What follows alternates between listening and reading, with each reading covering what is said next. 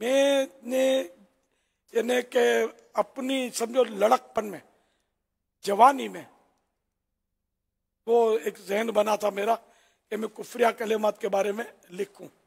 میں نے ایک نام بھی رکھ لیا اس کا اور اس رسالے کا. اور میں مفتی وقار الدین صاحب رحمۃ اللہ علیہ کی خدمت میں حاضر ہوا.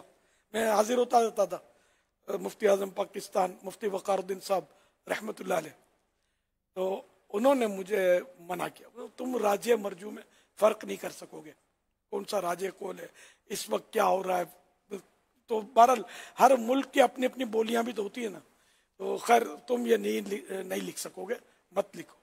میں مان گیا, میں نے چھوڑ دیا. آہستہ آہستہ آہستہ دعوت اسلامی نے ترقی کی, اور یہ دعوت اسلامی سے غالباً پہلے کی بات میں نے کی آپ سے.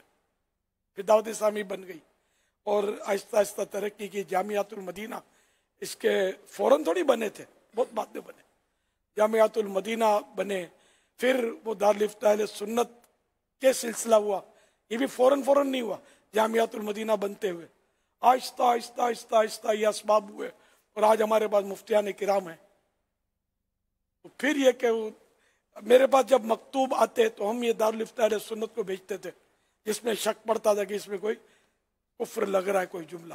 تو یہ حضرات فتوے دیتے, یہ ترکیب ہوتی رہی. مفتی فاروق مفتی دعوت اسلامی رحمۃ اللہ علیہ یہ بھی ان دنوں حیات تھے, یہ بھی فتوے لکھتے تھے. یہ ایک بار مجھے کہنے لگے کہ یہ جمع ہوئے فتوے, اگر آپ اس کی کوئی ترکیب کریں اور ہم کام کریں, میں آپ کا ساتھ دوں گا, میں ٹائپ کروں گا. یوں مشورہ ہوا, انہوں نے ٹائپ کرنا شروع کیا اور ٹائپنگ کی اس کی فتووں کی. پہلے قلم سے لکھے جاتے تھے فتوے, تو قلم کے بھی تھے, کچھ شاید کمپوزنگ کے بھی تھے. تو یوں ترتیب ایک شروع ہوئی. پھر ہم مطلب یعنی کہ مل کر علماء بیٹھتے تھے ہمارے ساتھ. میں تو علماء میرے منہ سے نکل گیا, علماء کے ساتھ میں بیٹھتا تھا, مفتیان کرام وغیرہ اپنے دعوت اسلامی کے جو ہوتے تھے ان سے. پھر بھی کسی مسئلے میں بعض اوقات فائنل ڈیسیجن نہیں لے پاتے تھے یہ مفتیان کرام بھی مل کر. کوئی کچھ فرماتا, کوئی کچھ فرماتا کہ یہ تو یوں اس کی تعویل نکلتی ہے, کوئی بولتا نہیں وہ یوں نہیں نکلتی. اس طرح بحث ہوتی. پھر یہ کہ کوئی فائنل مسئلہ ہوتا, کوئی نہیں ہوتا, تو ہم دوسرے مفتیان کرام سے بعض اوقات پوچھنا پڑتا تھا کہ بھئی یہ کیا فرماتے. تو پھر یہ نہیں یوں کر کے بڑی محنتیں کر کے کوششیں کر کے راتیں جاگ کے یہ مسائل تیار ہوتے رہے.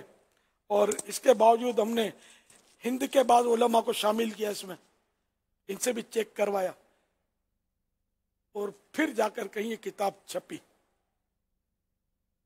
یہ کفریات کا معاملہ یہ نازک ترین معاملہ ہے. ایک دم سے پھٹ کر کے ہمارے یہاں وہ بولتے ہیں کہ یہ ایسی جرات کرنی نہیں چاہیے. تو اس لیے اس کا درس بھی ہم نے ابھی تک اجازت دی نہیں ہے دینے کا. کہ یہ درس پڑھ کے سنانے کی صلاحیت تسلیم, لیکن اگلا سوال کرے گا اس وقت آپ آزمائش پہ پڑ جائیں گے, جس کی میں نے مثالیں دی آپ کو. اللہ کریم ہم سب کا ایمان سلامت رکھے. بس یہ کتاب آپ پڑھیں ضرور. اگر کوئی مسئلہ درپیش ہے دارالفتہ اہل سنت کو لکھ کر بھیج دیں, تو وہ غور کر کے سوچ سمجھ کر انشاءاللہ آپ کو جواب دیں گے. بن پڑے گا تو یہ بھی کہہ دوں میں, بعض بات نہیں بن پڑتا, مفتی صاحبان کی سمجھ میں نہیں آتا کہ اس کا جواب کیا دیا جائے. اور یہ مفتی کا کمال ہے, یہ کمزوری ہے اس کو نہ کہا جائے کہ مفتی ہر سوال کا جواب دینے کا پابند نہیں ہے. اگر اس نے بھی کوئی کوتاہی کی, جان بوجھ کر کوتاہی کی, تو آخرت میں ہی بھی پھنس جائے گا. صلو علی الحبیب صلی اللہ علی محمد.